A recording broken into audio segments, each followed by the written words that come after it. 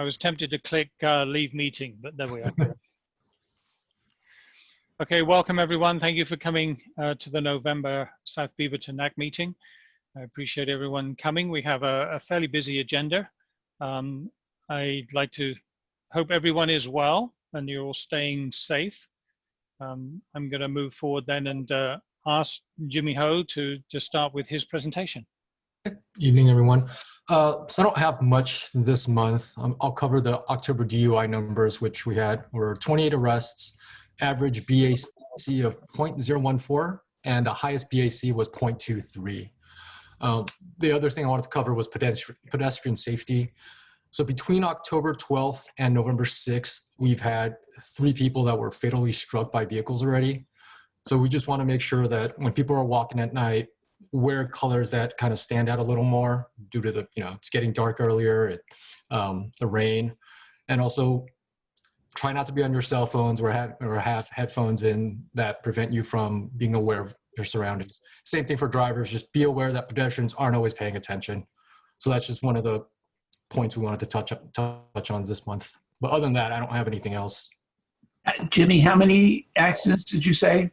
I don't know how many car accidents, but we had 3 people that were fatally struck within a month. Wow. Okay. Thanks. Yeah. Yeah. So I actually have a quick comment. I cross Murray by Teal like multiple times a week with my son in his stroller. Because that's all I can do to work out with COVID. So sure. we stroller run now. It's kind of our thing. And I am not even like I'm not exaggerating at all. We've had just car after car that will turn right away from. So they're turning onto Murray to go towards Shoals Ferry from the other side of Teal. So I'm at Sterling Point and I'm coming across Murray going west, and they're trying to turn from Teal going east, and then to go, I guess it would be south on Murray to hit up with Shoals. Sure. So first of all, I've actually been meaning to like search and check the law, but if I'm they should wait for me to get all the way across, right? They can't turn just because I'm all the way over here. They shouldn't be turning. No, if you're walking towards the vehicle, they're supposed to wait until you're you can't. Essentially, if you're the driver and someone's walking towards you, you have to wait until they're onto the sidewalk before you can start turning. Right. If they're walking away from where you're turning, right, the driver has to wait at least 6 feet, which is approximately 1 car length or 1 lane length. So they have to give the pedestrian another lane with clearance. So that actually so I had looked up that law specifically because to make sure that I was okay to turn from like 121st, I think it was, onto Shoals when somebody is crossing and they're walking away from me. Can I turn once they get past the lane I'm turning into? And that is what I saw. But then I was like, I'm pretty sure they're not supposed to turn in front of me, even if I'm well far away, because it's scary when you're, when you're a pedestrian. So anyway, I have literally been considering buying an air horn. so that when I start crossing, I can just go like that. Right. What I do right now is, the New Yorker comes out and I just scream like, "Are you kidding me?" and stuff like that. So that's been interesting, but yeah, it's scary, and it's really sad to hear that we've had fatal accidents in the neighborhood. Yeah, I can try to contact our traffic division, because they'll periodically set up safety details, but that's where they'll have, an officer or detective or whatever walk the site or walk the crosswalks to try to, educate people about because a lot of people don't know, I'll be honest, that you have to wait the whole, you have to wait until the pedestrian is completely on the other side.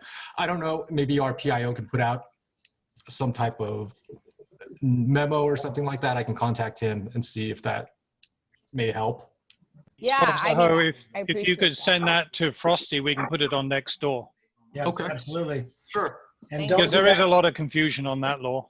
Yeah. Lisa, don't do that at nighttime either. And, Well, yeah. So and give your little boy a warning before you blow the air horn. That's a good point. You may have to bring an extra diaper. Yeah. Oh my goodness. Yeah. Good point. No, If I'm there, you might need one for me too. Yeah. Yeah. My husband actually bought me like an LED reflective thing to wear if I'm going out at any time where it could possibly even get a little bit dark. But at this point, I mean, it's just too dangerous to go after like 4:30 or 5. It's getting dark at 4:45 easy. Yeah, not exactly. To the winter solstice. Yeah, when I run at night, I wear a reflective vest. I just, I'd rather be safe. Yeah. And with the stroller, it's even more, I mean, because unless I like fix up the stroller with a bunch of Christmas LED lights strips all around it. Yeah, I can do light. that.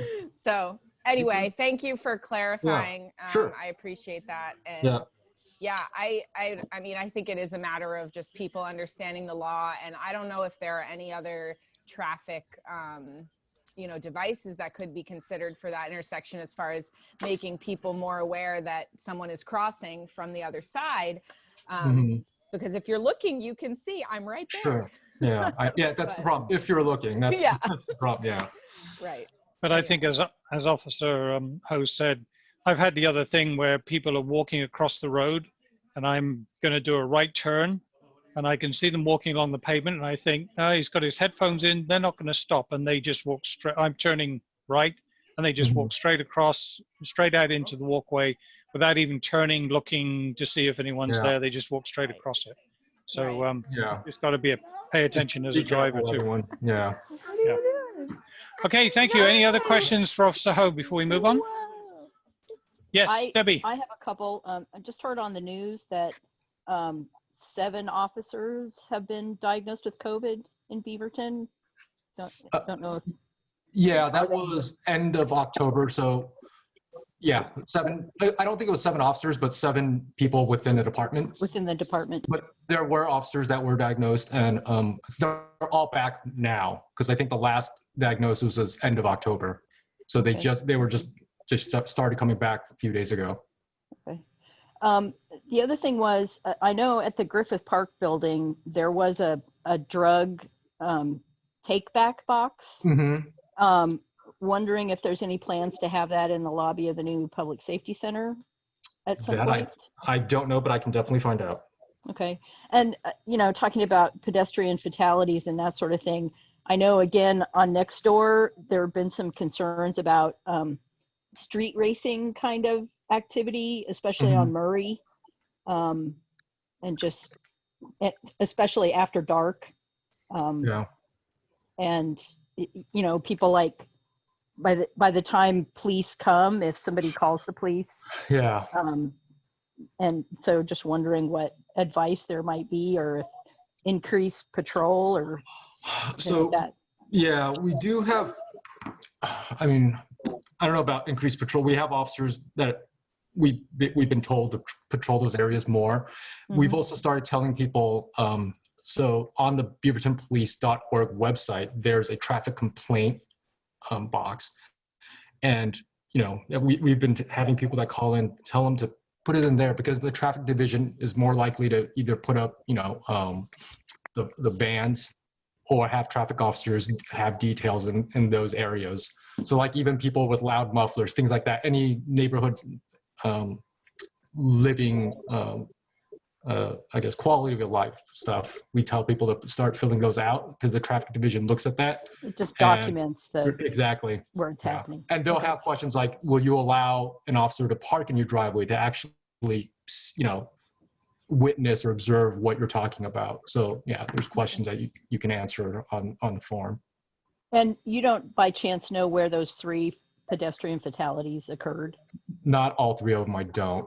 I know one I was on scene for. That was, I want to say, either Fred Meyer up north on Shandell and 155th, I think. That was one of them. I don't know exactly where the other 2 were.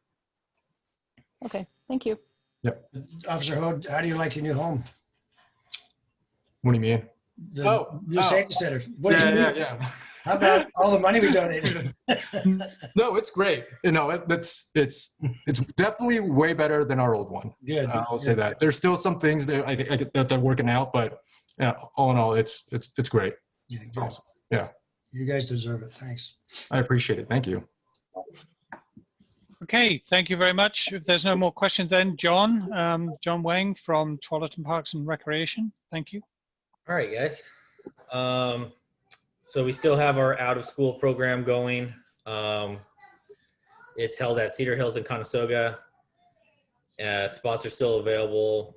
And recently the announced Beaverton School District CARES Fund can be used for tuition. We have preschool programs available. Many of them are full right now, but we're looking at how to expand them and building a wait list. Let's see here. Maintenance, they are working on winterizing.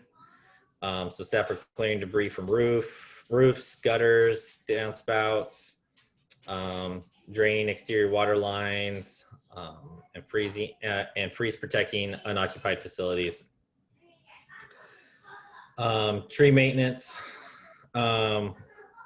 with the hot, dry summers and the recent windstorms, staff are paying extra attention to the tree health and hazards. Staff have invested some extra time in the recent weeks inspecting trees in the natural areas and responding to neighbor inquiries. Our financial aid program, THBRD we still have our financial aid available. Households whose income fall below the federal free meal guidelines are eligible to receive $200 per person annually in our financial aid. West Side Trail Bridge. We are exploring the development of a pedestrian bicycle bridge over Highway 26 to link the West Side Trail from Southwest Greenbrier Parkway to the north side of Highway 26.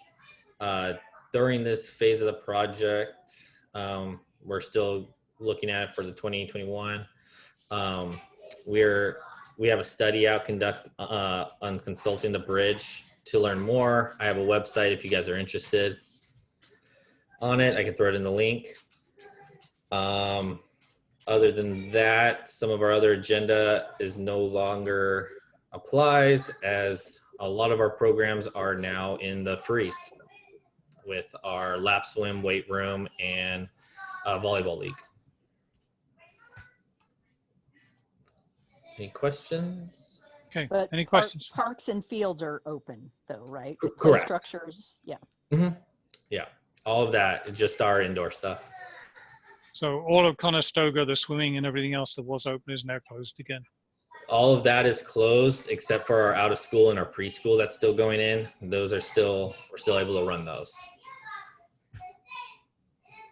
If you can put that link for the pedestrian bridge in the chat, I'll put it in the notes. That would be awesome. Yep. Also, my dad will probably want to know about it because he's an avid cycler. There you go. Thank you. There's Okay. a outside roller hockey rink over off of the Walker Road facility. Do you know if that's open because it's outside?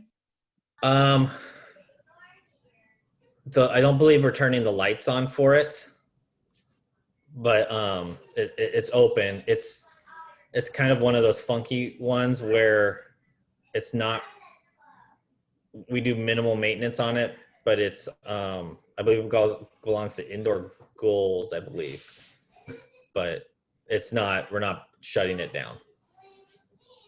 Okay, thanks. Any other questions for John before we move on? Okay, thank you very much, John, for covering those things. Next one then is Miles. Yeah, good evening. I don't have a lot of updates either. The updates I did have at the beginning of the month are now out of date. I do know that Beaverton City Library is continuing its BCL to Go program. The drive up is by appointment only, but there's also walk-up service at both libraries available. So you go online, place your holds, and then make an appointment to pick them up with your car, or just stop in and pick them up outside. They're putting out some tents to keep people dry while they wait for their books, and they are working on making the space when we come out of the freeze, maybe opening up the library partially. And City Hall is closed through, I believe it's through the end of the year now. All our services can be done online or by phone, and they are doing appointments for passports still. And if you have any trouble accessing city services, feel free to shoot me an email and I will find you the right person to help you. I think that's all that I have. Frosty. Yeah, Miles, any updates on doing home inspections on like new water heaters and stuff like that? Doing home inspections on water heaters? Well, like anything that you have to have an inspection done, if you get a new heater, or air conditioner, or water tank, or anything. I've talked to Tim Boatwright a couple of times, and they're refusing to come out and inspect this stuff. And all they have to do is walk through the garage with me not even around to do that. It's really silly. It is. There's no science to it. I don't know off the top of my head, but I'd be happy to ask that question and get back to you. Well, I'll tell you what. I'll call him again and I'll let you know what he says then. We had it installed in June. It'll be worn out before they come and inspect it. You have to replace it again. Yeah, right. Miles, I had a quick question, and it may not be for you as a group or a city. I was interested in the comments that they were making about the schools and the fact that schools are closed and we bought all these brand new schools. But I've just got my property tax, and a large proportion of my property tax is related to schools. So if we're still paying all for the schools, how come they're having a funding shortage? Because they were saying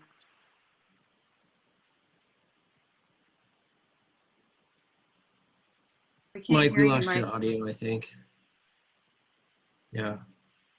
Mike, your mouth is moving, but we can't hear you, man.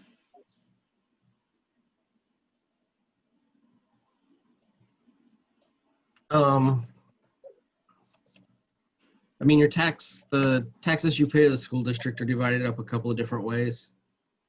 You have the bond measure, which pays for the 5 new schools that were built. I think it's a 20-year bond, so we'll be paying on that for the foreseeable future. And then there's the rate that is paid to staff schools and supplies and upkeep and maintenance. All those are fixed costs, so teachers are still teaching online. Buildings are still being maintained. So a lot of it is just fixed costs that doesn't fluctuate with having students in or out of the building. Can I make a comment? About 80% of the school's budget is personnel, people, teachers, primarily.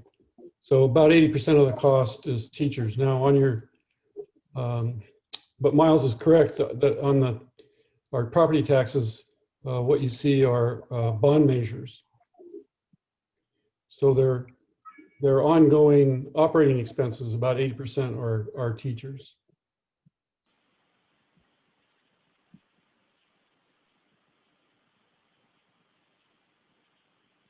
Mike, are you able to hear us?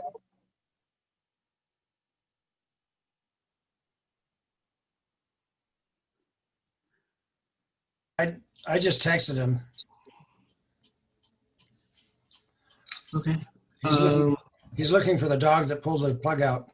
Are there any more questions for the city? Okay. So the next thing up is Gary with the BCCI report. Thanks, Miles. A lady named Alma Flores is with Reach Community Development, and they're working with the city on a 54-unit affordable housing project downtown. Basically, she was doing a quick update on the project and represents a number of folks that are trying to make sure all the various interest groups, the diversity groups, get in touch so that folks are aware of this project. They want to cover the ground pretty well, and I think she got some good suggestions from some of the folks on the BCCI. The other thing going on is nominations and elections are in process with the BCCI. Having said that, the other thing I generally try to do is let you know what's going on with a HOP. There's a very good 2-page executive summary that summarizes the patterns survey that was done basically over the summer. And it's a good read. It's on the web, and I'm not going to say any more about that because I think we've got the planning manager coming to talk about that a little bit more.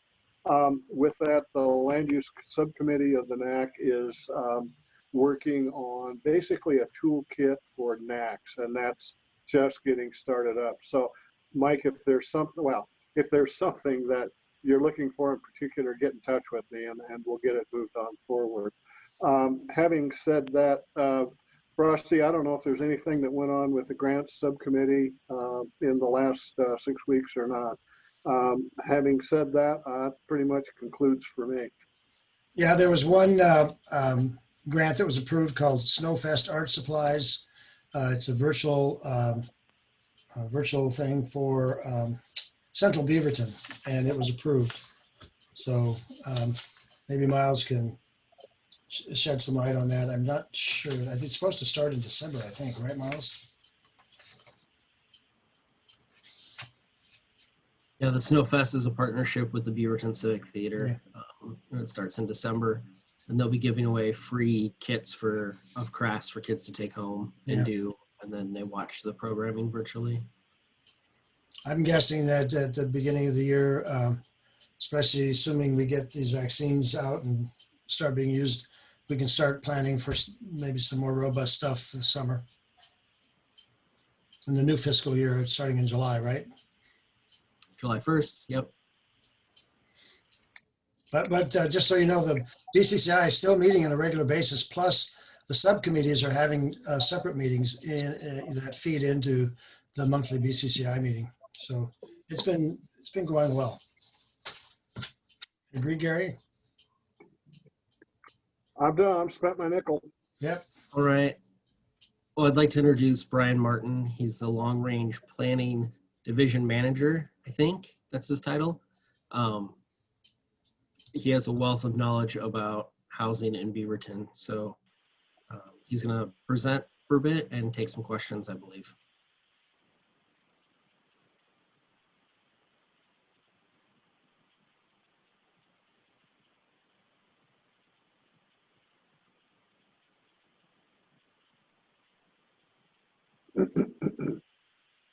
Are you on mute, sir?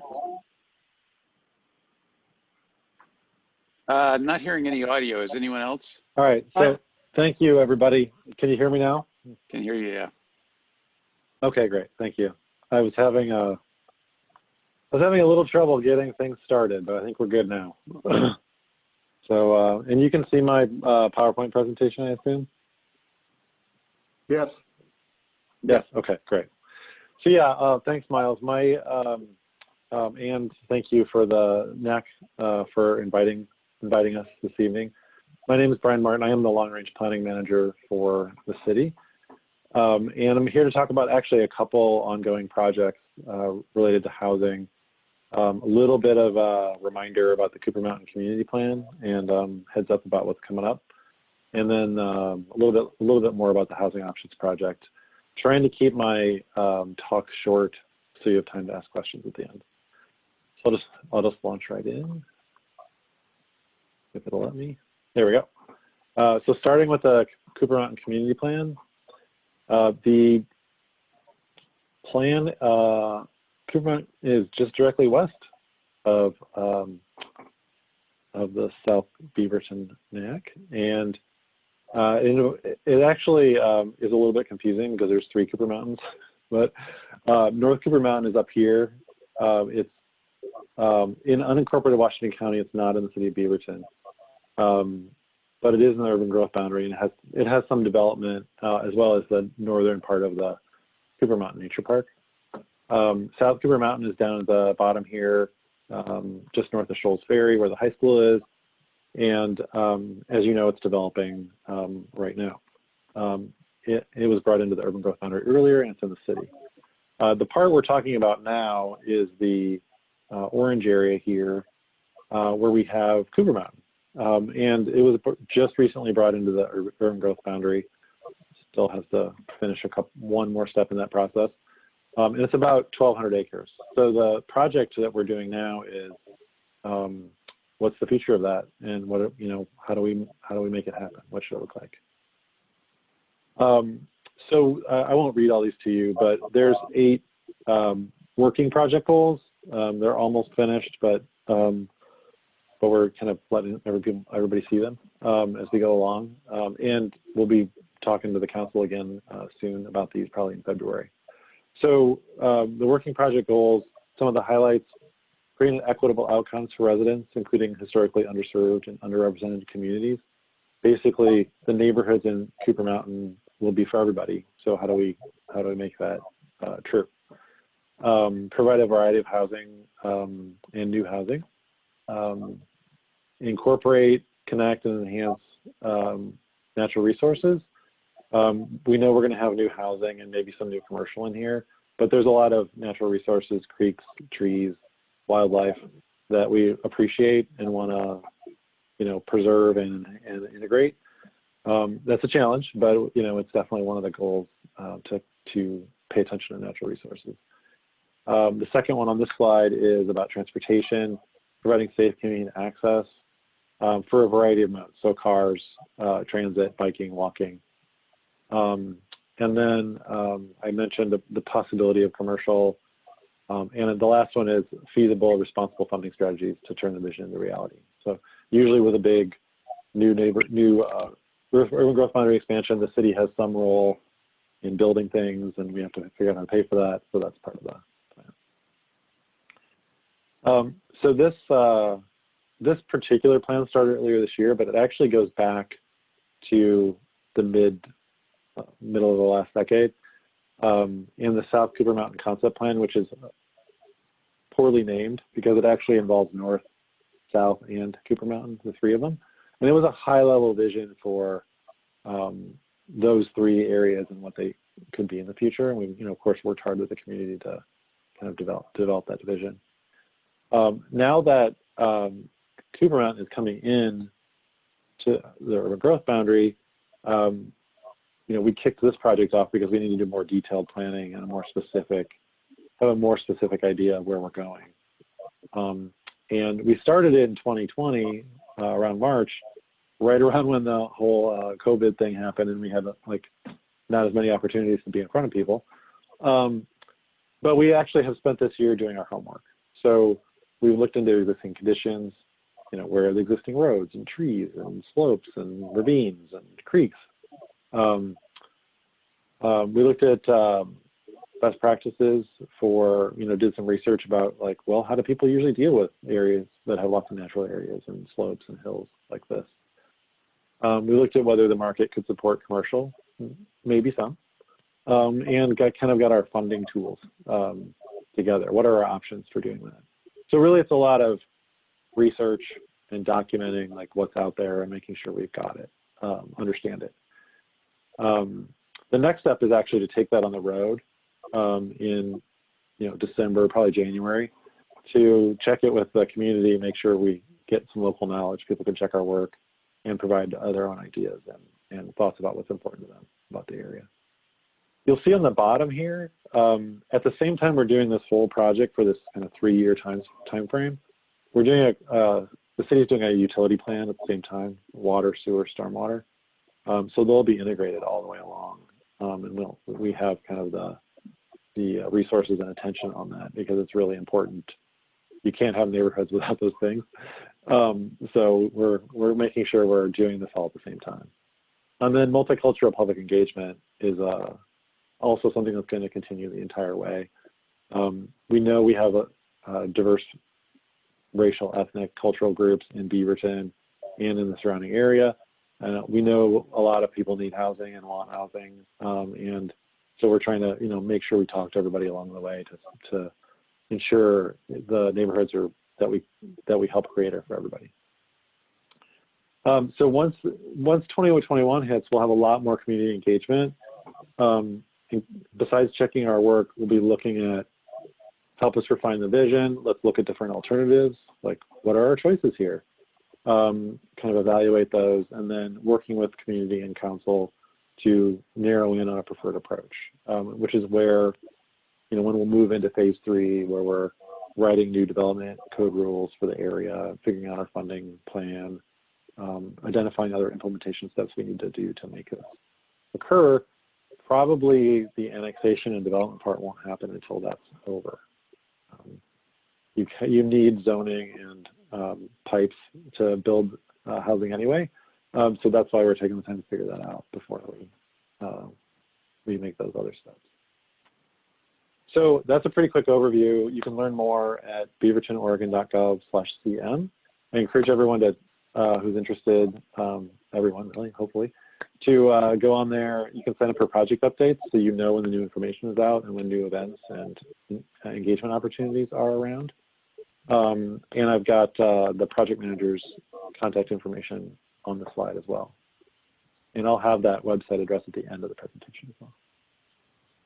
So I know that you have a more agenda and I want to respect your time. So I think I'll just, if you're willing, I'll just move into the other project and then we can do questions at the end.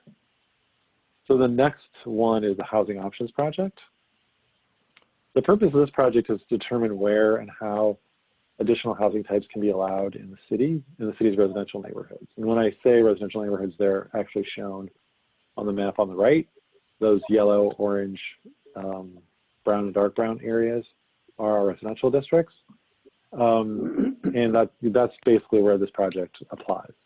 I actually threw this NAC map on here just to, so people can try to orient themselves a little bit. I think you know the city really well, but South Beaverton's right here. So on this map, it's in this general area. So let's see what's next. Where we'll end up at the end of this project, or should be having a housing option strategy that determines where and how these housing types, duplexes, triplexes, quadplexes, townhouses, cottage clusters, which are kind of smaller houses, usually with a shared open space, and accessory dwelling units can be allowed in these areas.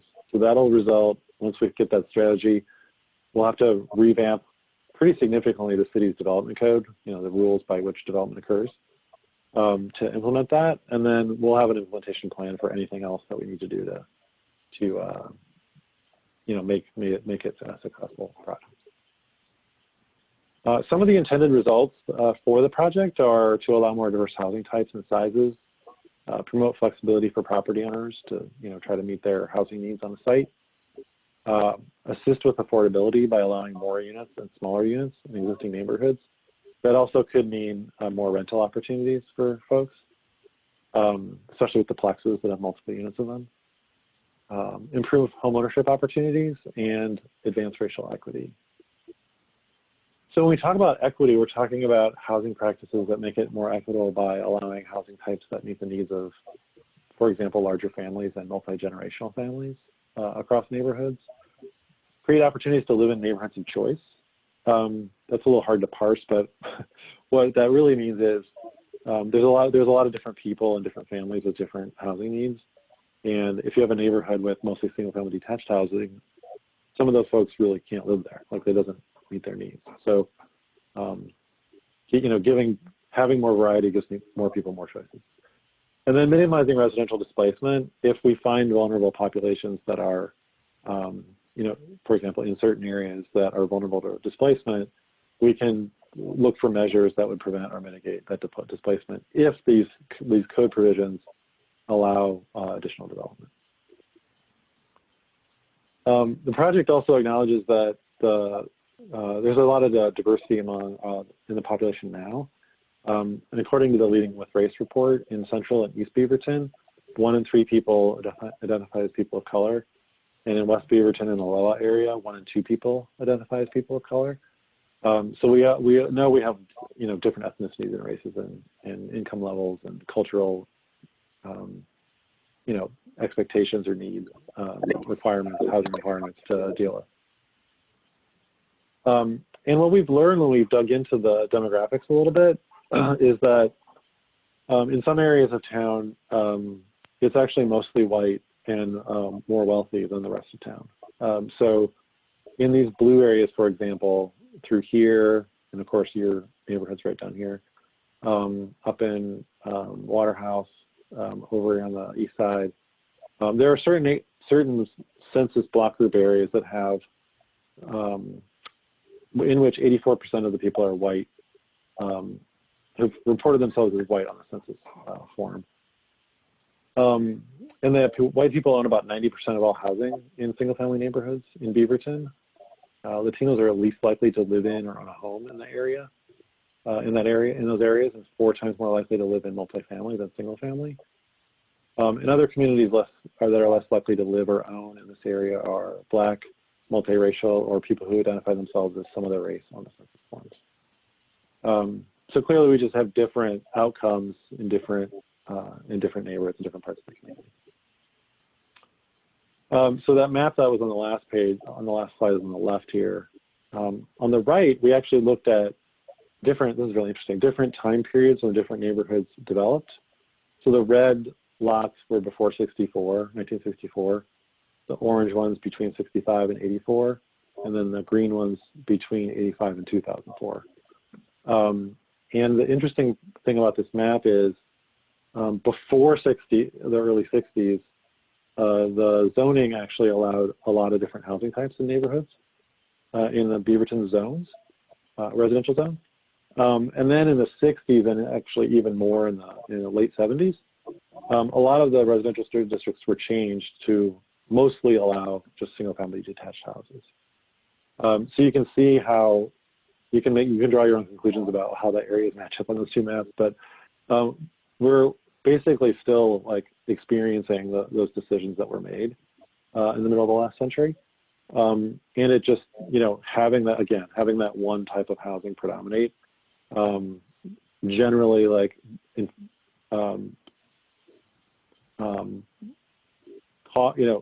is a factor in causing segregation and having mostly white and wealthier neighborhoods in certain areas of town. So those are all reasons to do the project, and to help, to try to figure this out. We also have a comprehensive plan policy that calls for examining this and trying to find housing variety opportunities.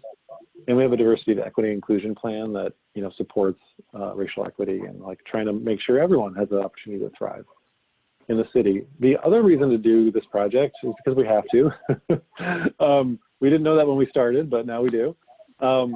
The state passed a law in 2019 that requires cities to allow middle housing is called, so duplexes, triplexes, quadplexes, townhouses, and cottage clusters in single-family neighborhoods that allow single-family detached houses. What this will mean is we'll have to allow duplexes on pretty much every residential lot in the city, and then the other housing types in areas where single-family detached are allowed. And that's a little fuzzy, but they haven't quite finished writing the administrative rules to tell us how big our sandbox is on that. But I will tell you, it's likely that a very high percentage of lots, of these residential lots in Beaverton, will have to allow one or more of those, triplexes, quadplexes, et cetera. So we are looking forward to working with the community on, and the council and the planning commission to figure out what does this look like for Beaverton. We do have some choices. It's not, anything goes, but we do have some choices to make about where they are and what kind of design levers we can pull. So the next step in the project is to actually develop some alternatives for our folks to react to. evaluate those, including a little bit of economic analysis to understand, how many units could that be? And what about affordability? And are there displacement concerns in certain places? And then, as I said, work with community members and city leaders in 2021 to consider alternatives, select a preferred approach, and then write those new development rules.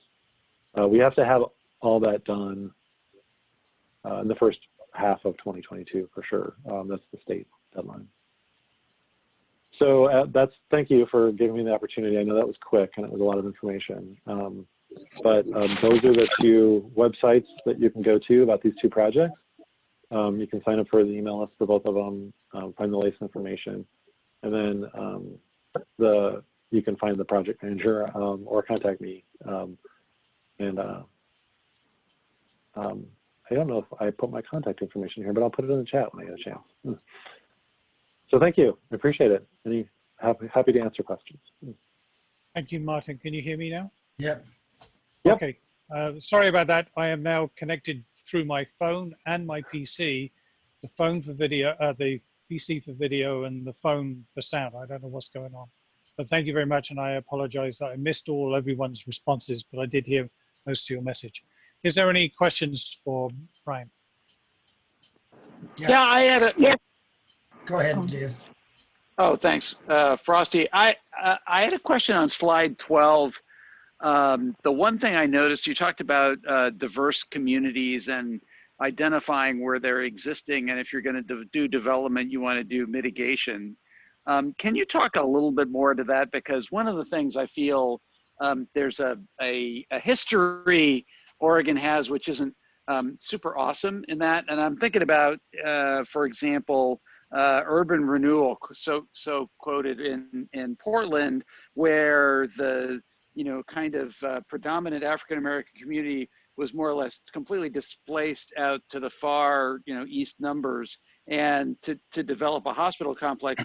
A lot of that ended up, creating a lot of animosity with the groups. And so can you talk the term mitigation, I often think of like wetlands mitigation. And it's like, are you like actively moving like people, or what would be the, the idea there?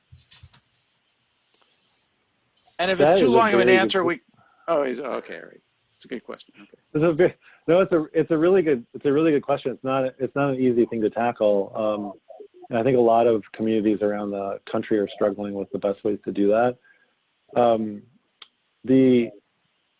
I would say stay tuned. I mean, I think the first step is let's try to figure out where those vulnerable communities are and where it might be. Are there certain locations where we would expect a lot of these developments to occur? I think what we'll find is this will be pretty incremental. Like, it's not going to be like neighborhoods change overnight. It'll be like one lot at a time here and there. But for example, if there's a neighborhood where there might be older, smaller single family houses on larger lots that maybe aren't that in great shape, you could actually see more activity all in one place. So if we find those areas, we might find a way to allow less of the middle housing there. That's one idea to prevent it over concentrating in one space. There also might be ways the city can help people stay in their houses. We already do try to do some of that, where we help people fix up their house. There's funding available from some resources to help people fix up their house instead of moving. Anyway, I should probably stop because I'm going to start speculating. Yeah, sorry. I might have been but there's out of bounds of the time frame that we have. But anyway, it's something of interest. It's a very smart and important question, and we have more work to do to figure that out. I think I'll just say that. Yes, Frosty. Yeah, Brian, did you do any seismic studies in the whole Cooper Mountain area? I know there's certain areas that are fairly resistant and other areas that are pretty substantial challenges. And then I have another question too. Yeah, I was going to look for a map, but I think I won't do that because it'll take too much time. Yeah. So yeah, we seismic studies. What we've done actually is done a special research just on slopes and hillsides and seismic issues and how to deal with that on a development code, because we know that's coming. We also the state has some more data on past landslide areas and soil conditions that might be difficult in an earthquake. So right now, again, we're in the research phase. So we've collected that information, and that's a great question because we do need to make sure we research that. We're not putting a bunch of houses where they're going to be in danger. So great question, more to come.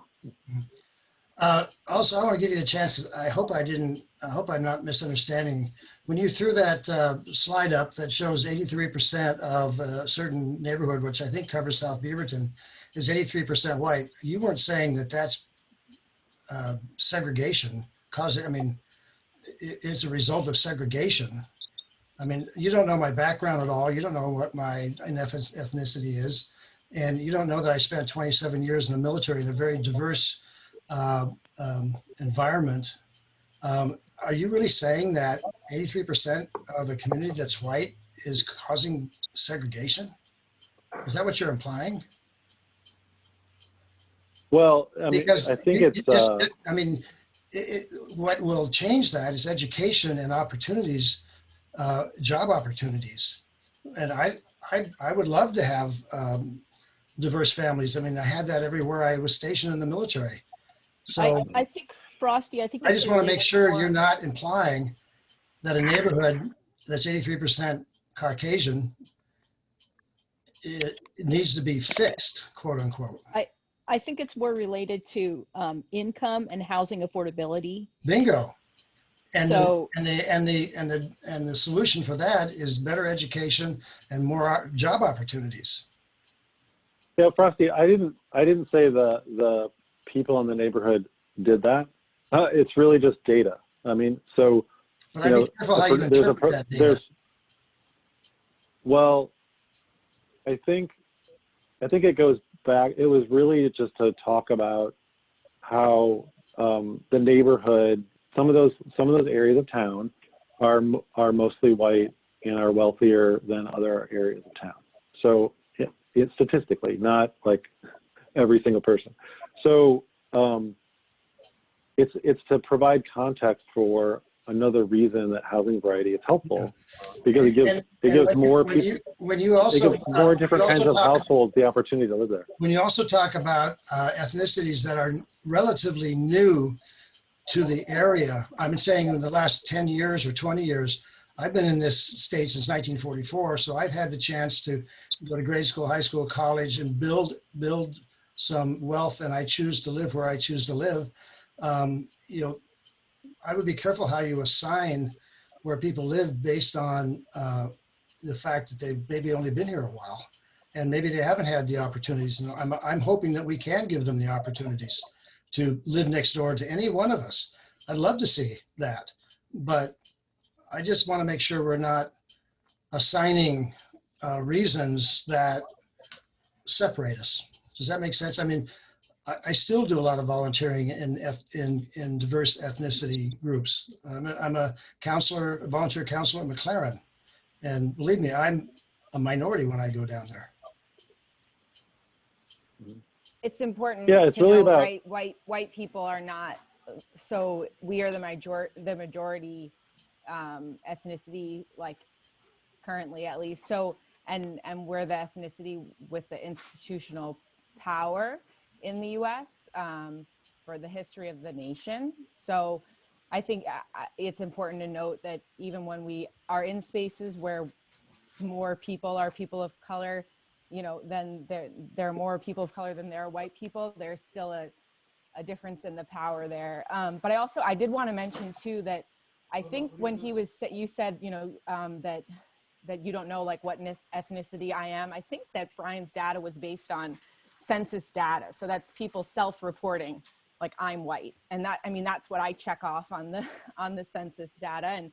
And so that's not like a judgment call or an assumption. No, I know that. Yeah. I know that. I just want to be careful how you assign certain statements, because it isn't because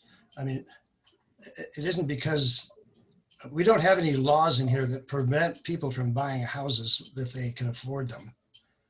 Yeah, but Well, the I reasons think I that would people say, can't afford houses are pretty complex and go back through. Right, and this some of very- that has to do with the decisions they make, and some of it has to do with the lack of opportunity that we need to help them with. Yeah, but the thing is, we don't have, Frosty, sorry, go ahead. no, well, I was just gonna say, we don't have time tonight, Yeah. but segregation in the United States did not happen by accident. Yeah. It happened on purpose, and there were specific government and private sector actions that that promoted it and made sure it was consistent and long lasting. And we don't know, we're researching, we don't know the whole story of Beaverton, but it's not just a naturally occurring phenomenon. It was intentional. So how long have you lived in Oregon? How long have you lived in Oregon?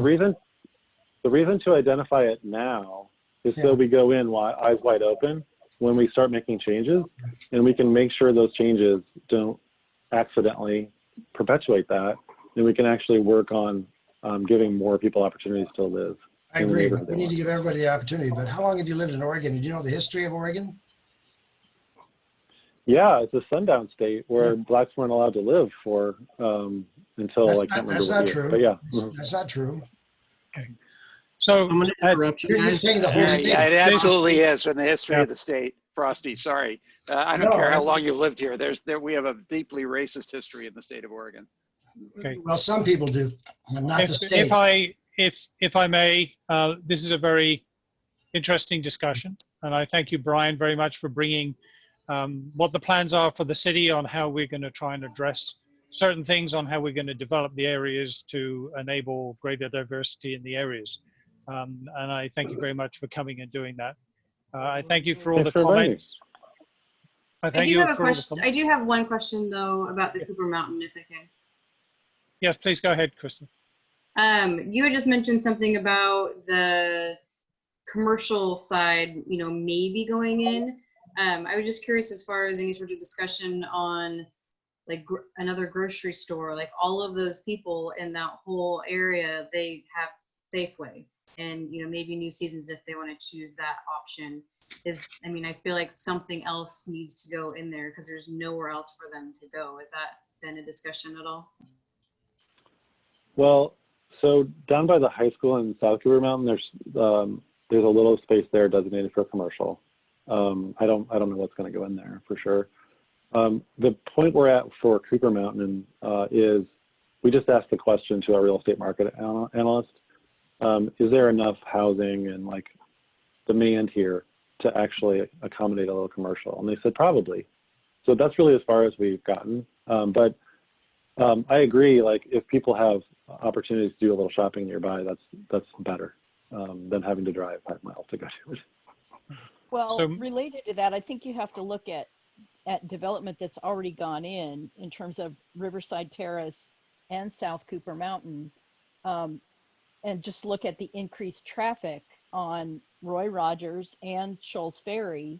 The people that already live there are either driving to Sherwood or they're driving to Beaverton to do their grocery shopping because there's nothing else out there. So I think, saying, oh, there's a tiny amount designated for commercial, I think you have to look at that when you're talking about increased housing and new development, that to me is a piece of infrastructure that you need to look at, because already traffic on Shoals Ferry, it's like how long, they increased the length of the left turn lane turning from Shoals onto Murray.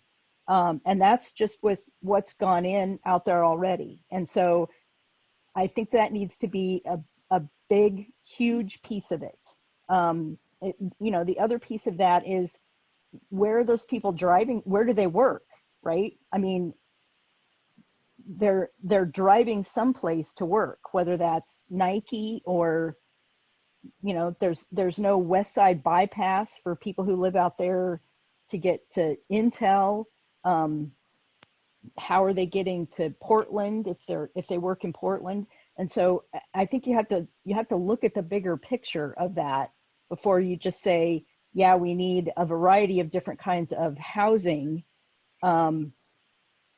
and looking at, you know, I know that they've looked at transportation, but again, it's like, if I have to come all the way to Murray Hill to do my grocery shopping, and I am low income, and I live in one of those affordable housing units out there, am I going to schlep my groceries on a TriMet bus because that's the only transportation that's available, and Murray Hill is the closest grocery store? So those are the kinds of things that I hope, looking at the big picture in terms of infrastructure and traffic and all those things. So I think it would be helpful to do a little bit of research for the people that already live in South Cooper Mountain and in River Terrace, of where do they work and where do they shop, and what impact does all that have on traffic currently, before you add a whole new section of Cooper Mountain mixed use housing. Yeah. So. And I'd like to add, Brian, and I need to move on because we're going to run into the next session. But I noticed that you put in there that they're looking at all the utilities, the power cables, the sewers, and everything else. But I do think that we always seem to forget the roads. And I agree with what Debbie was saying. You know, if you want to minimize the amount of traffic on the roads, take the people off. They're going to do some small grocery shopping. They're just running out to get some groceries. They got to drive all the way into Beaverton to go and get it, or Sherwood. That's putting a whole bunch of cars on there, and we're trying to avoid that type of thing. So having good shopping ability in that area where there's a lot of houses would take a whole bunch of cars off the road. People are driving in to go and get shopping all the time. You know, the schools are out there. They wouldn't have any need to go anywhere else. So yeah, that was, I agree with everybody. That's my point. And obviously at some point in time, the whole Roy Rogers will become houses all the way connecting to Sherwood at some point. And, you know, they need to go somewhere. So, I mean, you might as well start now and have them be going, you know, to your commercial, whatever it might be. Obviously, grocery store is important, but multiple of other things, you know. Yeah, I'd be happy for a Home Depot out there, because then I don't have to drive all the way into Beaverton for it. Thank you very much. I do appreciate that, Brian. Thank you. Thank you very much. Really appreciate it. Thank you for coming. Okay, next, let's move quickly on to the review and voting of the bylaw changes. So we did vote on the initial concept of the changes. We've made those changes. I've sent them out, I think, to everyone that's on the list. Miles, are you able to put up the PowerPoint that I put together? And I'm going to rely very much on Richard to help me here because of the wonderful rules that we have, and I always get them wrong. The Roy Rogers rules, or the...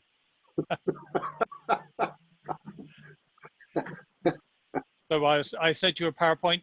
Do you have it? Yeah, I'm working on it. Okay, thank you. So what I wanted to do is, again, with Richard's help, making sure I get it in the right order, I'd like to propose that we can either review them individually or review them as a group, and then vote to adopt these rules, and then that's something Miles can then take through the legal system and make sure that they're in place. That will then allow us to move on to the next position of looking at the board positions, because again, without those bylaw changes, a couple of the people that have been nominated won't be able to stand because of the bylaws of stating that we can't do more than 3 years. So Mike, if you ask for a motion, and then you can have a discussion about the motion and the document. Thank you very much. I was going to read up on it, but it's been really busy today. Can you see my screen? Yes, we can. Thank you.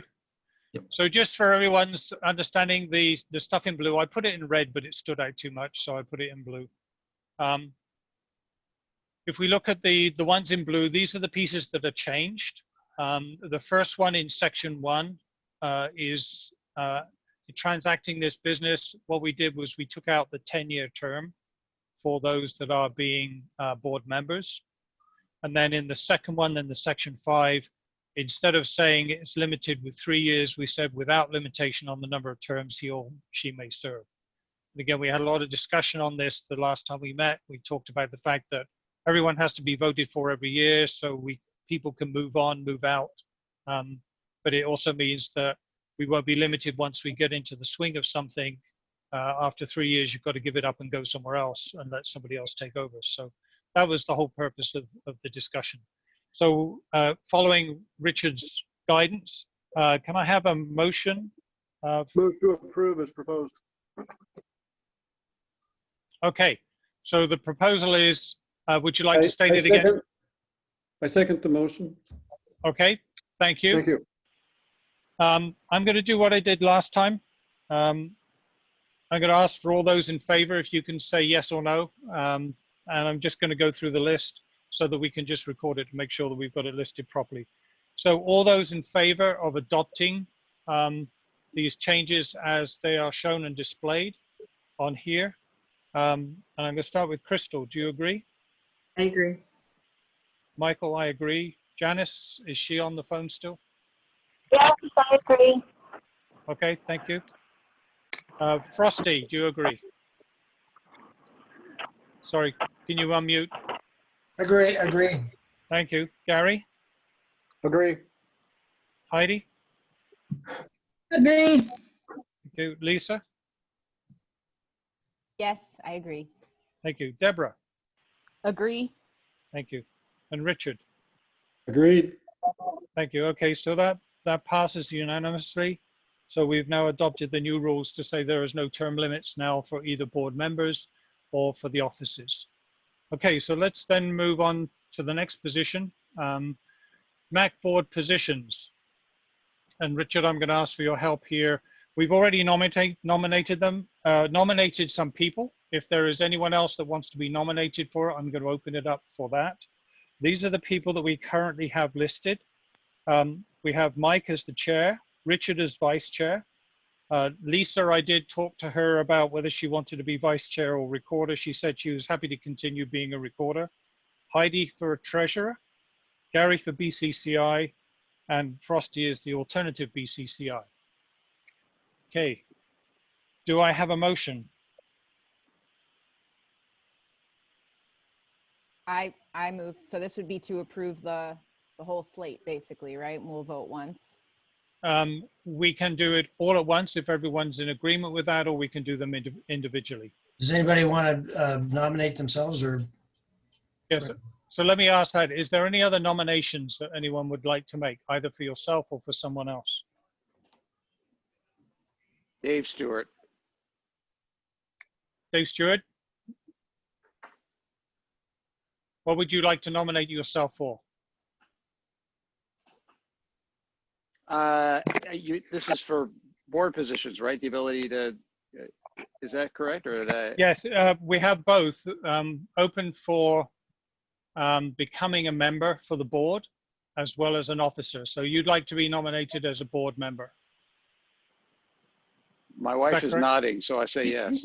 Oh, all right then. If she's approving it, that's okay. Okay. So again, Richard, I'm going to ask you. So from this, then I'd like to make a motion that we vote David Stewart in as a board member of the South Beaverton NAC. Is there a seconder? Second. Okay, Richard, second. And again, is there, I'm going to do it the reverse way. Is there anyone who does not want Richard as part of a board member? Does everyone want him as a board member? Yes? Okay, thank you. I was trying to do that without having to go through the list again, but thank you. So David, welcome.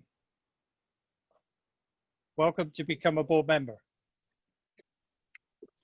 Okay, then let's go back to having a motion. I will get better at this. I get a motion for the current list that we have listed. Do we have anyone to propose that we accept the whole list? Yes, I move that we as accept stated? the whole list since there's only one per office. Okay. I agree. Everyone agree? I agree. So by a nod. Okay, thank you. Agree. Okay, so let's go through the vote. Kristal? I'm good with everybody. Yes. Michael, yes. Janice? Yes. Yeah, the voice from the background, yes. Frosty, Yes, sir. Gary, Yes. Heidi. Yes. Lisa, Yes. Deborah, Yes. and Richard. Yes. Thank you. So that concludes the two pieces of business we had for both the members and the officers. And thank you very much for helping that process along and moving forward. So let's go to the round table. We were a little bit earlier. That's good. And to start the round table, we have Leah. Hi, Leah. Now I can see you. Sorry, I looked down and you weren't there, and then you were. Leah is asked to present. I'm going to let you speak, Leah. So if you'd like to tell us what you're looking to present, and then present it to the team. Wonderful. Well, thank you so much for having me tonight. My name is Leah Biado-Luis, and I am the district coordinator for Safe Routes to School for the Beaverton School District. So I'm just going to present to you some information about our program, what we've been doing since comprehensive distance learning started, and kind of some of the opportunities that we have for safe walking and biking for our students and families and community members. I'm going to share my screen because I have a short presentation to show you. So let me get that started here.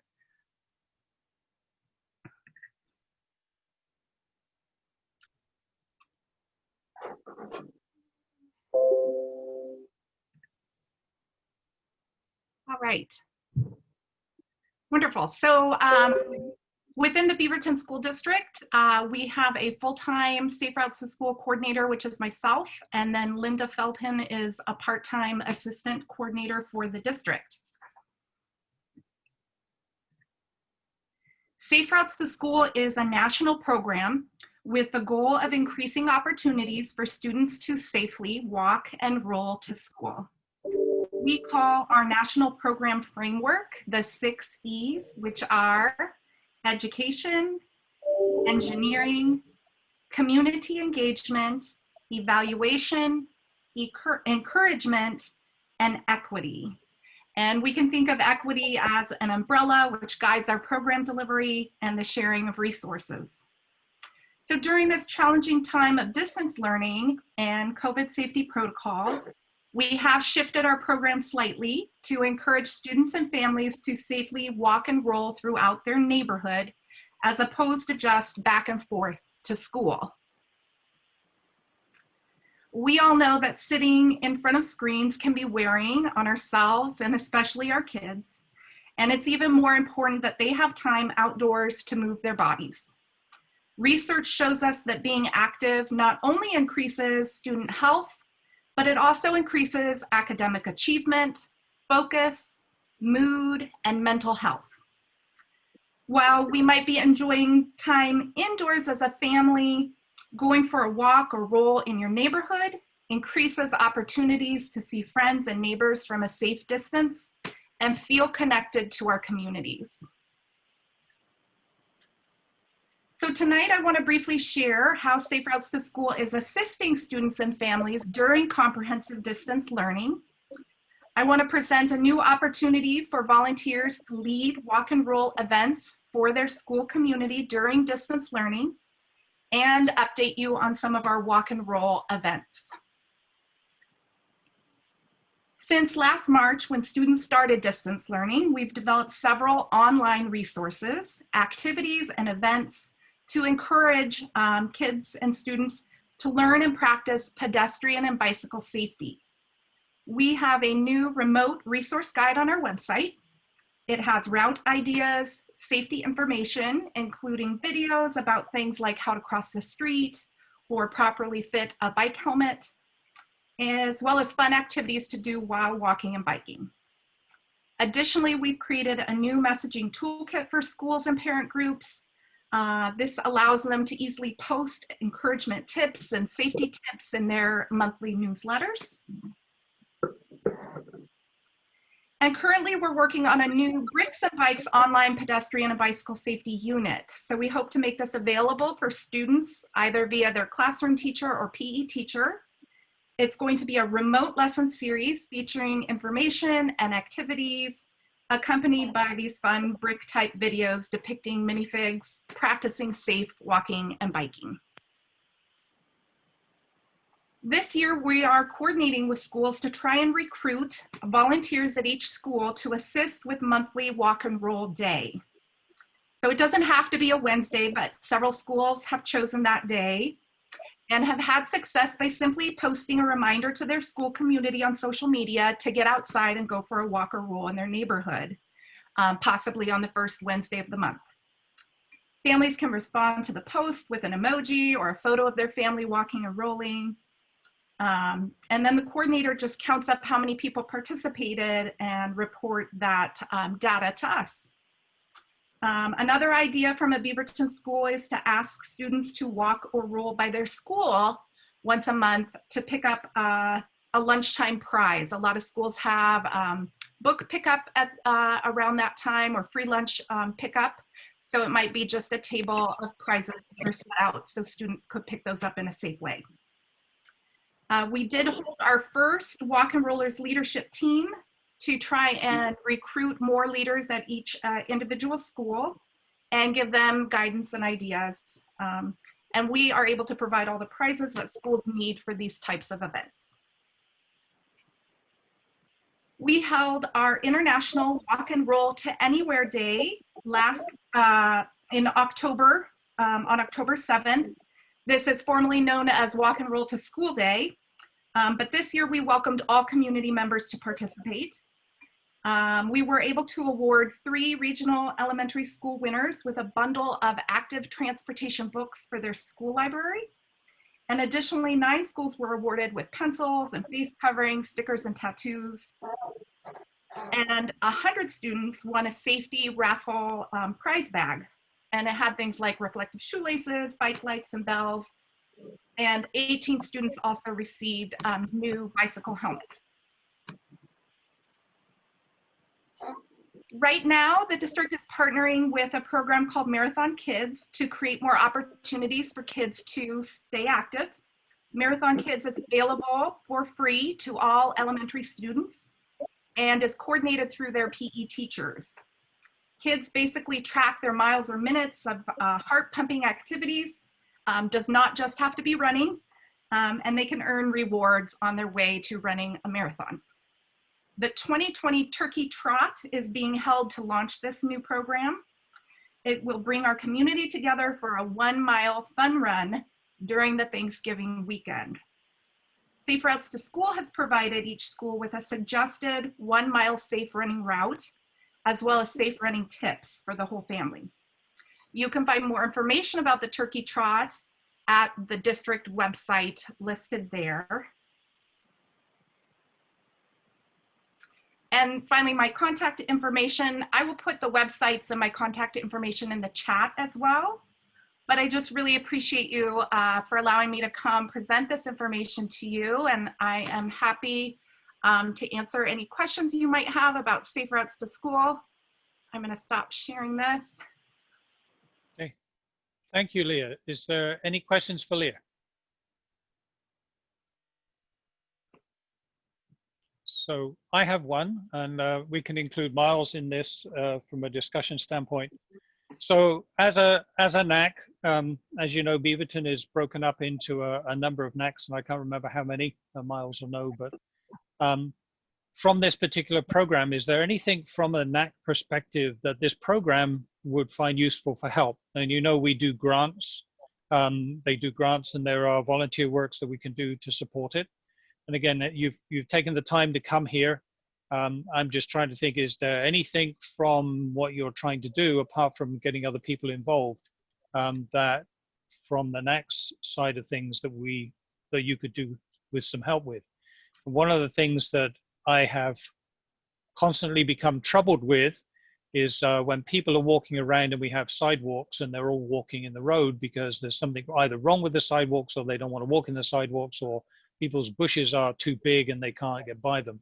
So maybe that's something that I could think of, that in a particular area, if there are places where the pathways are obstructive or difficult, whether that's something from a NAC perspective that we could take an active role in trying to help resolve, to keep people safe. If we're talking about keeping people safe on the pathways and they can't use the pathways, so they're in the road, maybe that's something we should look at. I don't know, I'm just throwing something out there from a brainstorming position. So if you can think of anything.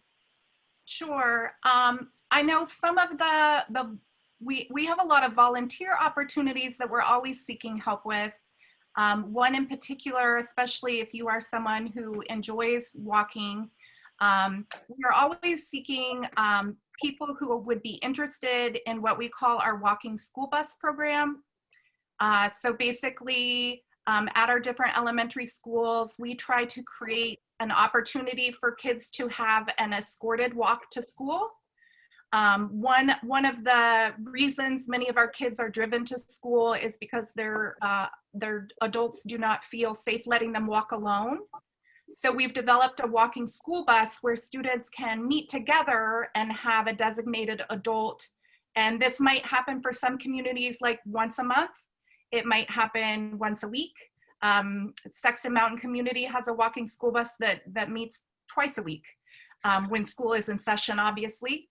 But this would be someone who would have to go through the background checks and become a district volunteer. But once they're a volunteer, if you're someone who likes to go for a morning walk anyway, it can be a fun way to just give back to your community and allow these kids an opportunity to safely walk together. So that's the first one that comes to my mind. Okay, if you can send us details of that, if you send it to Miles, Miles can send it out. Miles, is that something that the city program would allow for volunteer hours if people were doing that? Yeah, I mean, you'd have to spend money somehow. Right. To get reimbursed, but yeah, absolutely. Okay. And also your idea about kind of doing a neighborhood walk and identifying problem areas is also a good idea. I've had other neighborhoods do that. They've done it from the perspective of a car. Like, I can't see the stop sign because of the overgrown bushes. Right. And then we've sent out people to fix that or addressed it with the homeowners. But I think it's a great idea to do it from a pedestrian standpoint. Agreed. And we actually have a form. We do what we call walk audits. We do have suggested routes for each of our schools, K through 12, where we have suggested walking routes in their school's walk zone.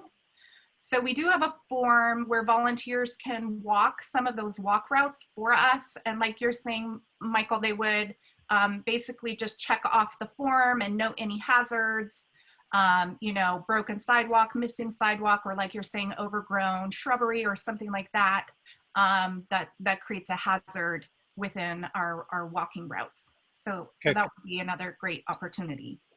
Well, that would be great. And again, if you could send some of those routes, any of the routes that are in our particular NAC area, I'm more than happy to take a look and then discuss it with other members. Frosty, you raised your hand. Yeah, quick question on daylight savings time. Years ago, when they went to daylight savings time, many, many moons ago, we went back to regular time because of more daylight in the mornings, which specifically was for safe, because we didn't have buses when we went to school.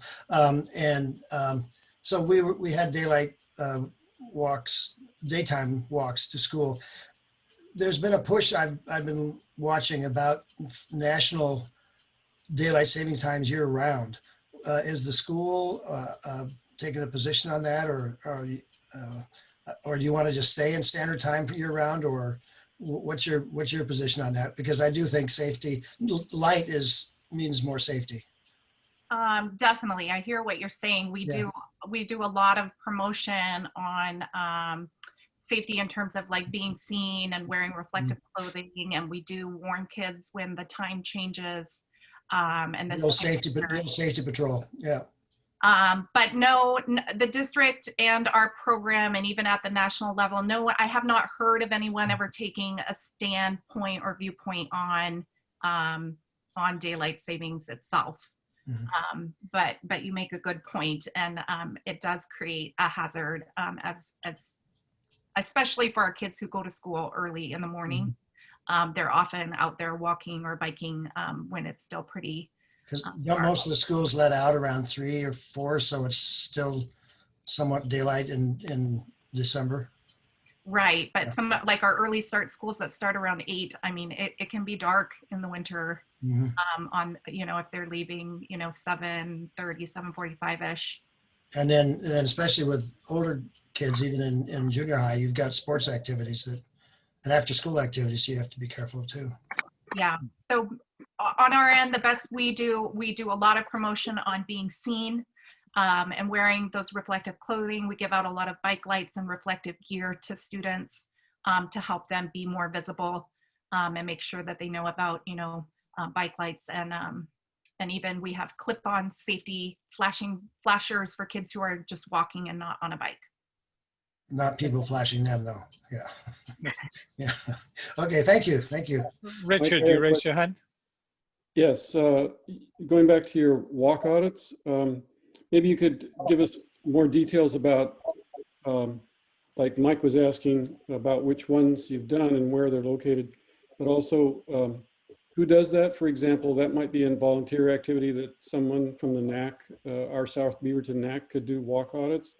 And are those walk audits sent to the city or to anybody who might follow up on issues regarding the sidewalks or plants or anything? Right. Yeah. So our Safe Routes to School program has a coordination team that meets monthly. So those are the people that I coordinate with, and we do have both city and county land use transportation representatives as part of that team, and then enforcement representatives as well as a bunch of district administrators. The walk audits, generally the way they've been used in the past, are part of what we call an action plan. So we usually identify anywhere between 4 and 5 schools that we work with on creating a plan or updating an existing plan each year. So I know your NAC would be kind of like Heighton,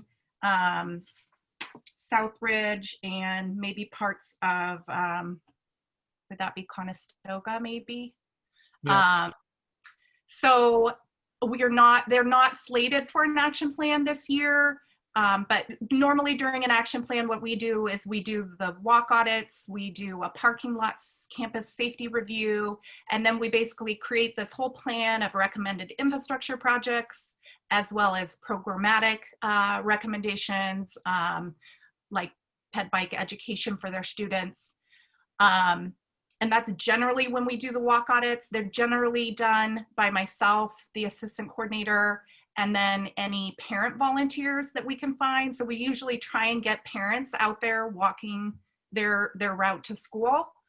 So with all that being said, I mean, the more opportunities we can have, it's just not possible as one person. I have 34 elementary schools to walk all those routes all the time. So the NAC would be the perfect opportunity if people wanted to volunteer.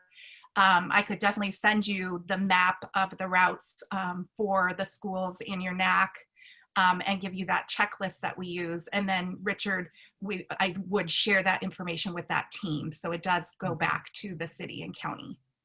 That would be great if you could do walk audits. When would the walk audits be scheduled for the South Beaverton schools, Heighton and Conestoga and Southridge? And so the official walk audit that we would do would have to be part of an action plan. And right now, those schools just aren't slated for one. I don't have, it's just kind of each year we select a few schools, usually if they're having like a transportation change. So we're working with a lot of middle schools this year that are seeing a substantial shift due to their boundary changes. So I couldn't tell you when it's going to happen for the schools in your area. But like I said, I would love that information and it would be very useful to advocate for any improvements that need to happen.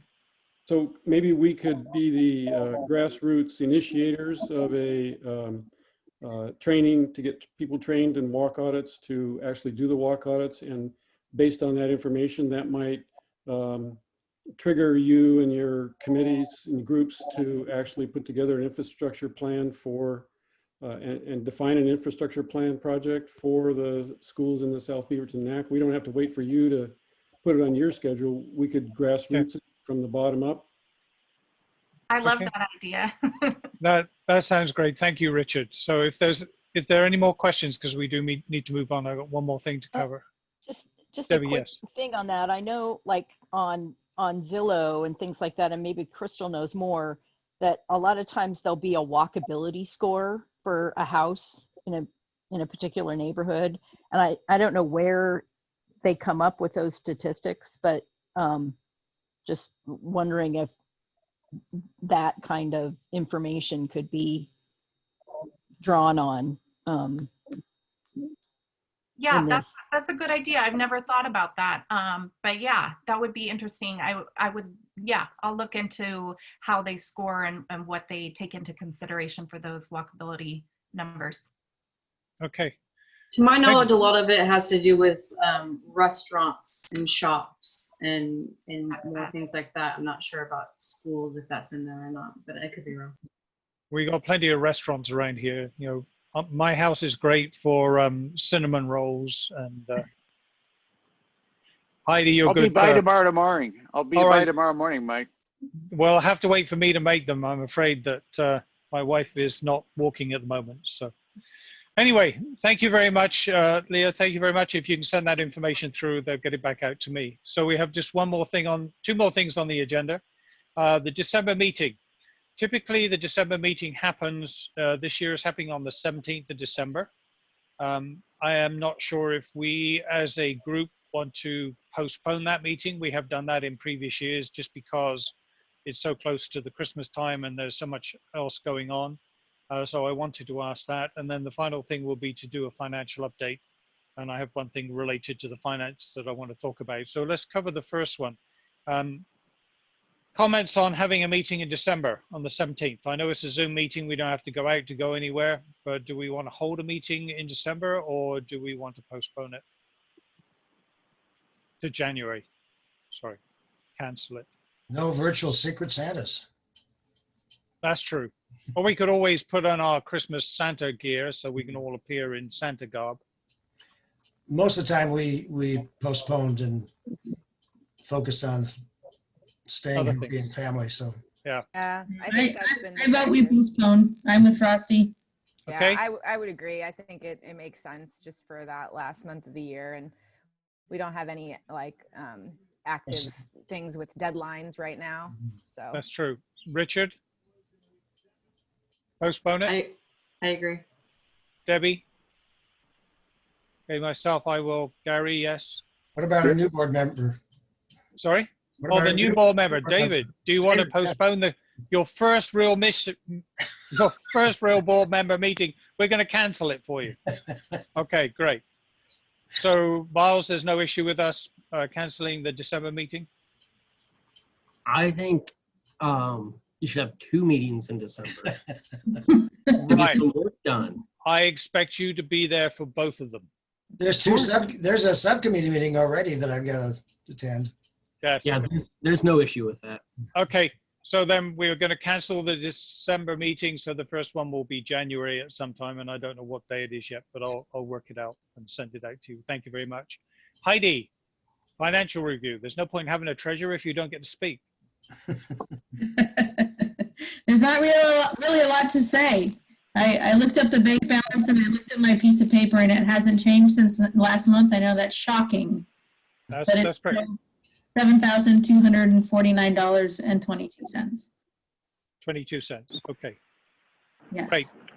So the last thing I had at our agenda, we did discuss it. I had talked to Miles about it. It was related to the post lady. And again, for Debbie, we're not trying to limit it to our post lady, anyone else that wants to do it. We did discuss last week, last meeting, our post lady has been leaving painted stones out. And if a child finds it and puts it in the post box, she'll leave them a treat. And we did suggest that it would be nice to, as a neighborhood, because she's doing a neighborhood thing, if we could help fund it. So from my understanding, yes, we can definitely fund it. we could get a gift card. I know Debbie, I think you said, was it Debbie? You said that you would go with her or go do something with her. Is that correct? There was someone said something. Janice, are you there still? Yes, I am. Yes. Who was the person that volunteered? Linda, wasn't it? Linda Forgeron. She's not a member. I was just emailing her, telling her, you're not a member, that's why you can't listen in. She wanted to listen in. She is listening in. She is listening in. She's online. Yes. She's Linda. Okay. Linda, unmute. Oh, great. Okay. Linda, unmute yourself. All right. So. Okay, well, anyways, yeah, she offered to go and purchase whatever we agreed on. Okay. As I'm out of sorts. Out of commission, yes. One leg's shorter than the other one. She can only go around in circles at the moment. So I'd like to propose, if everyone is in agreement, that if we were to give her maybe $100 gift card for her to be able to buy some things to help her in her progress, because for the moment I think she's spending her own money on doing it. I think it would be great as a NAC to be able to support that. And if everyone else agrees with that, I would like to propose that, as we haven't done anything for the summer fair this year. I think it would just be a nice gift to be able to extend her ability to go and bring cheer at this difficult time. So is there any comments? So moved. So moved. Second. 2, Richard. Does everyone else agree with that from the board? Do we have a Yes, thumbs up? I think that's a great idea. Okay, great. All right, so Stewart, you agree? Dave Stewart. As you're a yes. board member, yes, that's unanimous. Okay. Debbie, you did too. Thank you. Do we want to leave it as 100, 150, just leave it as 100? Well, what does she get the kids and how many? I didn't ask that, but Janice, do you know? Mike, I participated in Okay, I'm on mute. She has to get the rocks, and then the kids paint them for free, or maybe Linda paints. I don't know who all paints them, and then she gives them the treats. So I don't know if she has to pay for the rocks and the treats. I'm not sure. Well, Gary is holding up the treats that he got. He found a stone and put it in his post box. So here we have some treats at hand. Thank you very much, Gary. This is not an age-sensitive kid thing. Oh, good. Well, I'm pleased. Then us old folks can do it too. I like a nice piece of candy. Okay. So should we just go for 100, everyone? Yeah, for now. Yeah. Okay. Yeah, So I think we go 100, and then if she runs out, we can always replenish later. Yeah. That would be great. Yeah, So let's do 100 then. Renew as needed kind of thing. Okay.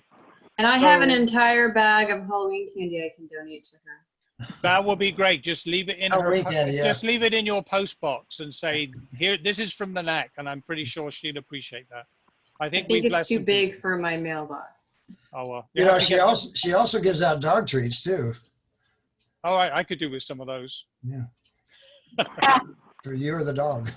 Yeah, I'm always in the doghouse. All right. So Heidi, if we arrange to you have the checkbook, don't you? I have one too, I think. I don't think you do. You have like some deposit slips, but I have. Oh, that's right. I have the deposits. I can put it in, but I can't take it out. I guess the only thing is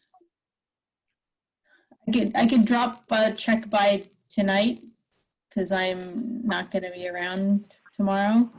Okay, well, you can drop it around here then, and I can sign it. I'll fill it out. Okay. If not, we can do it when you come back. When are you coming back? Well, not for like a week. Okay. I can walk around and pick it up if you want, unless you're going out for something else. No, I wasn't. Are you planning on going? Yeah, I've got to drop off a birthday gift for my son, so I'll come around and pick it up. Okay. Safe route to Heidi's house now. Oh, yes, yes. With reflective gear. I will do that. I won't be riding my bike. Yeah. Make sure you're visible, Mike. Oh, I ride a motorbike, so I have some very bright visibility gear because people can't see motorcyclists at all. You know, they love to cut them off or knock them off. Some of those fences you might jump are barbed wired. Yes, that's true. Scariest part is your driveway, Mike. Yeah, the darkest part and the noisiest part, probably. Thank you very much, everyone. I will wish you a very happy Christmas, to be the first one to wish you a happy Christmas, and we won't be meeting in December. Thank you very much for your time. Mike, Yes.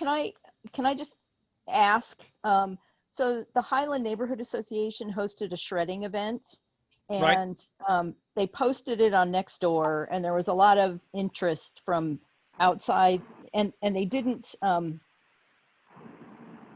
they didn't require people to prove that they lived in the Highland neighborhood in order to participate, but because there was so much interest, and because the police department isn't hosting a general shredding event, I wondered if we as a NAC would be interested in hosting a similar event. I think so, yes. And I don't know, Miles, did you work with the Highland NAC in setting that up? And so Yeah, who the shredder was that they hired? You know, let me interrupt real quickly. You know what Gary and I can do? Because I think we're having a BCCI meeting in December, and we could take that discussion to BCCI and see if we wanted to do, if there was enough NACs that would want to maybe rotate that. It's just a thought. Yeah, that actually was a discussion topic at the last NAC meeting we had. Okay. Well, I agree with you, Debbie. I think it's a really great idea. So if I can pass it over to Gary and Frosty to take that up at the BCCI, and then we can get a matching grant. I don't know, Miles, how much it cost them to do that. Was it a machine, or did they buy a van, or what? It was less than $1,000. Okay. Yeah. And did the truck fill up before? It was 3/4 full. Yeah, Okay. and Highland's a so small they didn't NAC. have to turn people away? No, that was our biggest concern. Yeah, with school out, Highton would be a perfect spot for it. School district's not allowing anyone to use their property. Oh, So THPRD, maybe, yeah, Tualatin Hills, or they did it at Nexus Church on Hall, and so. Or we could probably do it on the church next to Highland Park. Yeah. The Southwest Baptist Church, is it? That we it's normally the park in? There's the one on Brockman that is across from that cul-de-sac that was talking about expanding their school. Yeah, yes, they would probably do it for us too if we wanted That's to. 135th, I think, isn't it? Yeah. In Brockman. I'll just say it was really easy to plan, and we learned a lot doing it once already. So if it's something you're interested in, talk about it. Need somebody to kind of spearhead it, and I'd work with them. And I have all the contacts, and it went really well. So people were very Debbie, do you want to be part of it? Yes. Okay, so if I can ask Gary, Frosty and Gary, Frosty and Debbie to work on it together. If you've got each other's emails, to just tie up what you want to do, and then maybe we can discuss it at the January, unless you were thinking of doing it before. After Christmas is probably a good idea to do it. And no, Ted Forger and I are part of the police volunteers, and we work with them on their police shredding events when they used to have them quite frequently. So we would be able to do volunteer time for that, where we could go and help load and unload and get. We kind of understand the sequence, and it's also an opportunity to collect food for the church and the police departments or somebody's food bank. Bank. Okay, that would be great. Well, one thing of note, Miles, I actually got a card, even though we don't live in the Highland. You're postal delivery person. Right on the border. So yeah, so it goes by postal carrier route. So whatever route they walk, it's not perfect, but it's cost effective. You'll be able to redeem it on that. Yeah. Save that so we don't have to reinvent it. Yeah. Yeah, we'll save it. Template. We can copy it and just change the name. Yeah. Okay. Yep. Again, people, thank you very much. I'm sorry I overran by 11 minutes. I do apologize for that. But I hope you have a good rest of the evening, and I will see you all in January. 2 extra cinnamon rolls for everybody. Yep, definitely. Thank you. Bye. Good job, Mike. Happy holiday. Thanks, Good everybody. job, people. Emmett, Bye-bye. do you want to say Happy bye? Thanksgiving. Happy Thanksgiving. I know. Happy Thanksgiving. Hi, Kristal. Oh, hello. Goodbye. I have to let him say bye for every Zoom meeting I'm in. Bye. He gets very Bye. Is that Dominic? Bye. Hey, Merry Bye. Christmas. Merry Christmas. Merry Christmas. You can put that on his resume now. He's trained in Zoom I want meetings. it off. I want to press the Okay, red we'll button. press the red button. This one. There you go. Okay. Thank you. Thanks, Mike. Oh, is there someone else to say goodbye or hello? Well, hello, Dominic. How are you? Hi. Who's this? This is Dominic. Hi, buddy. Have you Sure you been? guys heard my daughter yelling earlier? Bye. I can't hear Okay, anybody I'll see anymore. you on then. Bye. Take care.